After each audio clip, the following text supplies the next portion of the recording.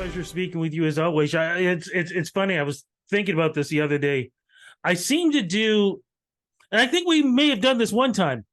I seem to do interviews with you beginning of the year, middle of the year, and end of the year. Is that Yeah, crazy? yeah, it kind of feels like that. I feel like, yeah, like actually, I think at this time last year we were doing an interview. Yeah, we're pretty close to it. Pretty close to it. But you're a busy man. By the way, congratulations, CCMA's nomination. Always great to see that, man. How did it feel to have that nomination coming to you, especially with the body of work that you've been doing? Yeah, man, that one for album was that was awesome. Just because we made that record like remotely during COVID, which was kind of a crazy experience. Um, just very different from what we'd done before, but we got to spend a lot more time on it, which was really nice. So yeah, it just felt good to be posted up there for a record that I was really proud of.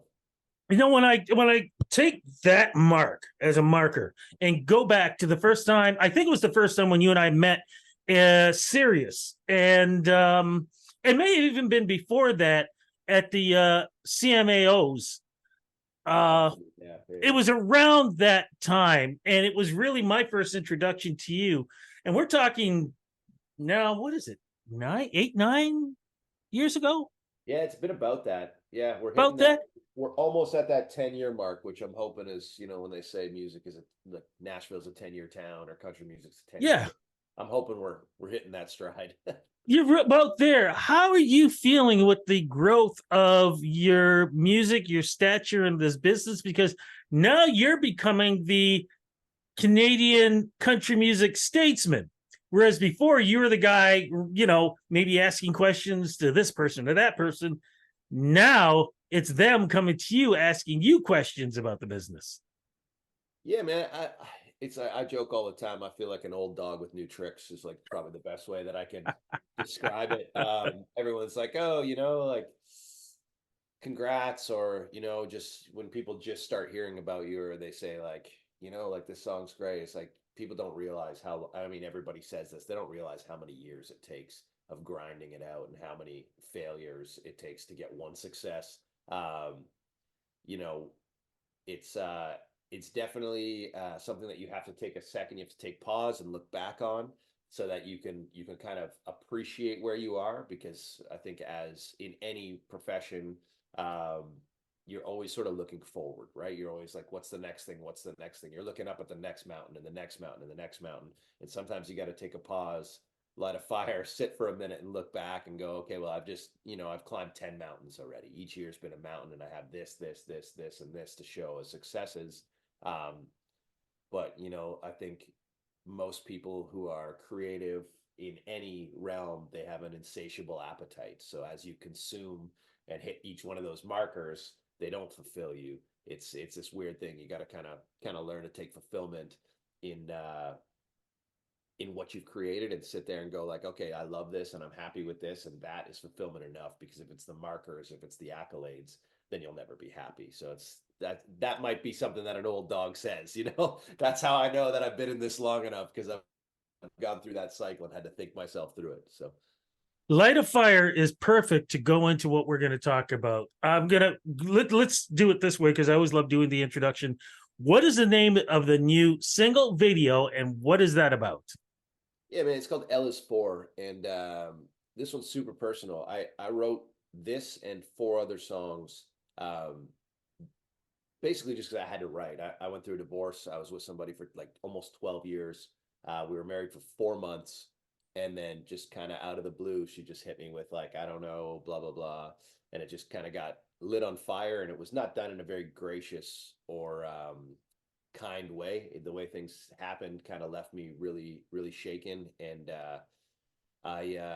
basically, this song it's just kind of telling that story of how it happened, and how a person who has become this like state figure in your life, or this home for you, in so many ways, they can kind of change the definition of what things mean.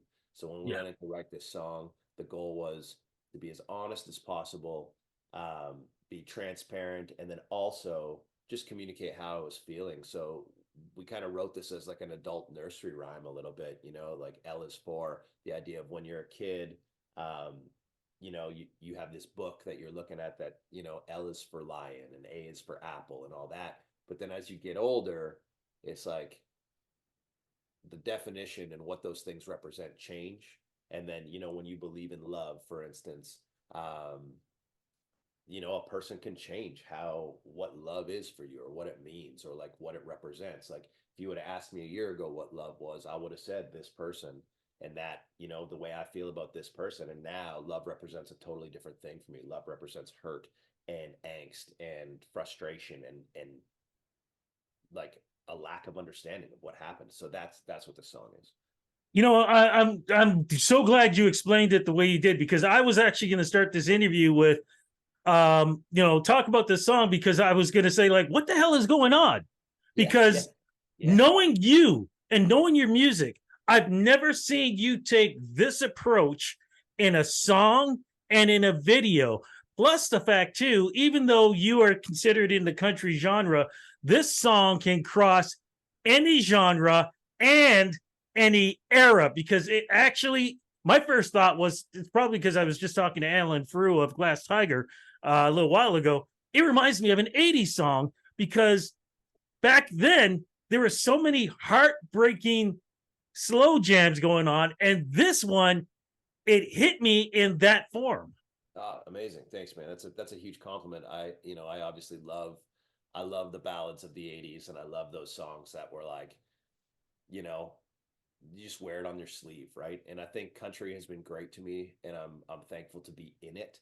But there is also that part of me that I just need to write whatever feels Yeah. at the time. And we went into this and we just said, you know, we're going to strip this down. I sat with my producer, Derek Hoffman, and we just said, you know, we're not going to complicate this. Like, I want it to literally be a ribbon microphone on an acoustic guitar. I'm going to go in and sing it. And we're not going to keep the stuff that's perfect or perfectly timed vocally. We're going to keep the things that hurt the most. So there's a little more gravel in the voice. Like, we kept the takes off the top and my voice hadn't warmed up yet, and things that just felt like there was emotion in it. So that package together is probably what you're feeling, which is that emotiveness of the 80s, I guess. And then taking the video, the where it's done, Yeah. the if you want to call it color aspect of it, the film itself, man, you really took a real strong approach that, again, I haven't seen you ever do. And to be quite honest, I haven't seen a lot of videos done this way in this era. Yeah, so I directed and came up with the concept for this video. So I felt like I had to take ownership. I wanted, you know, myself and a gentleman named Brandon Ferguson, who is like, you know, he's been with me since day one. I literally plucked him out of a crowd when he could barely focus a camera, and he went from that to working for MLSE and all these, you know, he's doing all the hype videos, and he's a god at what he does now. And he's kind of been on this journey since day one. So I called him up and I said, you know, let's make something creative here. And we went in and Sarah Maycurd, who she's, you know, heavily involved in acting and music and runs a thing called Concerts with Strangers that's done really well on TikTok. I had her come in and be the female lead in that. And yeah, I just wanted little things to hurt, man. We did it in a church. You know, I brought in little touches like the leather jacket that I wore to get married in, and in moments in the video where she's contemplating leaving or just contemplating the hurt or just like wrestling with what she's going to do, I have her hold that every single time, which is symbolizing her holding my heart, her holding a piece of me, you know, and then to have her fade in and out at the end, um, in sort of a montage of all the good moments, and then being left alone. That was kind of the goal. Just again, this whole thing has been, how can I make it hurt the most? Has kind of been the goal with this song, the video, and then the upcoming record as well. I gotta ask, man, as friend to friend, how are you holding up now? I'm good. I'm in a good place now, man. I think you know, you go through the stages. I basically like picked up with a backpack and my dog and my guitars, and I moved countries because I was just like, I need to get as far away from this as I can. But living alongside uh, a creative, you know, one of my best friends, Kelly Prescott, her and I, she's an artist. We've toured together a bunch. So like being in a creative environment all of the time, and then being in a city full of creatives. Like, man, I've never been as prolific as I am right now writing. I've written 4 this week, and my 5th is right after this interview. So the back catalog is just building and building and building, and we're just going to keep cutting records. And there'll probably be a part 2 of this divorce EP, as we jokingly call it at the label, and then go from there. Yeah. And not to get too personal, but I have to ask, has she heard this? I don't know, man. And I do appreciate the question. A lot of people have asked me this. I'm guessing probably yes, but we have zero Yeah. contact, which is like, that's a shame. You spend a lot of time with somebody and then they're so close and then you have no idea. But her life is in a totally different direction now. She's doing her own thing, and all the best, Yeah. But No, I yeah, we're from a small town, so when we put up the clip, I think it was shared like 8,000 or 9,000 times, and viewed, 30 or 37,000 times in the first day. So it's like the idea that hasn't crossed her path from her friends or whatever. I'm sure she's heard it. Yeah. well, we wish her the best, but you know what, man? You're my brother, so I Yeah. just want the best Yeah. for Yeah. you. What are the plans for 2024, man, as we're dealing going into this? Yeah, so we're gonna release a record January 5th, which is the rest of this acoustic EP. And if you think this song hurts, the rest of them hurt just as much, if not more.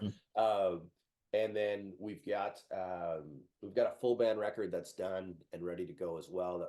We actually started it a year ago today. I was in Nashville, and so it's been a long time just with the chaos of the year. So we're gonna put that out. That's like just a fun light record, right? I put out this heavy acoustic thing in January, coming up with this song on it, and then we're going to put out something that's a little bit lighter, and just, I don't want everybody to leave my music feeling depressed. So trying to Big get that going. And then we're going to head out on the road in April and May. We're actually going to announce next week that tour, so it'll be good.